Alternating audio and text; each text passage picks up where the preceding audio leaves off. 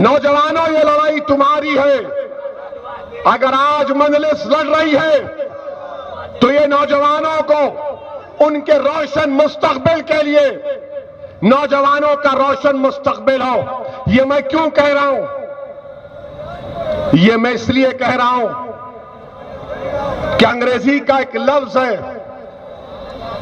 Intergenerational mobility, जिसका मतलब यह है कि अगर बाप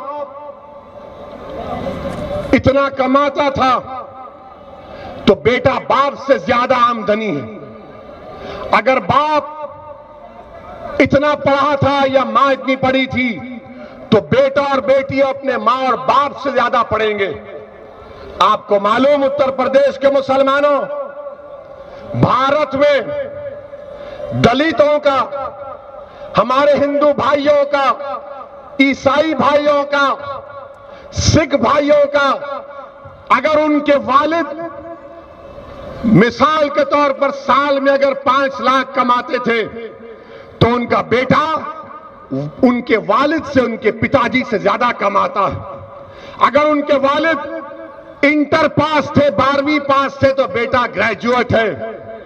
कौन सी कौम है, कौन सी कौम है जो अपने बाप से भी ज्यादा नहीं बढ़ सकी? तो मुसलमान है। ये डेटा है, इसका रिकॉर्ड है मुसलमानों। मैं तुम्हारे सामने खोल खोल कर बयान कर रहा हूं, और अगर कोई मानने को तैयार नहीं है तो आओ बैठो। तुम 5 मिनट मेरे आदाद और शुमार का जवाब नहीं दे पाओगे। ये इंटरजेनरेशन मोबिलिटी मुसलमानों में कम हो गई, तालीम के मैदान में, आमदनी के मैदान में। और हम क्या कर रहे हैं? नहीं नहीं, बीजेपी को हराना है। अरे जरूर हराओ, मगर तुम मरकर कैसे हराओगे बीजेपी को? तुम जिंदा रहेंगे तो बीजेपी को हराओगे ना।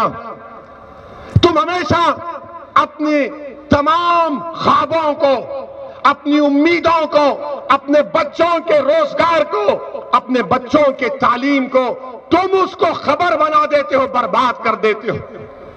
क्योंकि ये जानते हैं, ये नाम निहाद सेकुलर पार्टी के लोग, कि मुसलमान को सिर्फ डराओ बीजेपी से। बताओ कानपुर के मुसलमानों, तुम अल्लाह से डरते या मोदी से डरते? बताओ। तुम योगी से डरते या अल्लाह से डरते? बताओ। तुम क्या अखिलेश से मोहब्बत करते या अल्लाह से मोहब्बत करते? बताओ। तो फिर मोहब्बत और डर जब तुम खुलकर कह रहे हो तो करो मोहब्बत अब्बुल आलमीन से, जो हमारे मुकद्दरों का फैसला करने वाला। और याद रखो, अल्लाह उस कौम की हालत को नहीं बदलता जो अपने आप को बदलने के लिए तैयार नहीं। अगर तुम अपने आप को बदलने के लिए तैयार हो जाओगे तो अल्लाह की तरफ से नुसरत भी आएगी।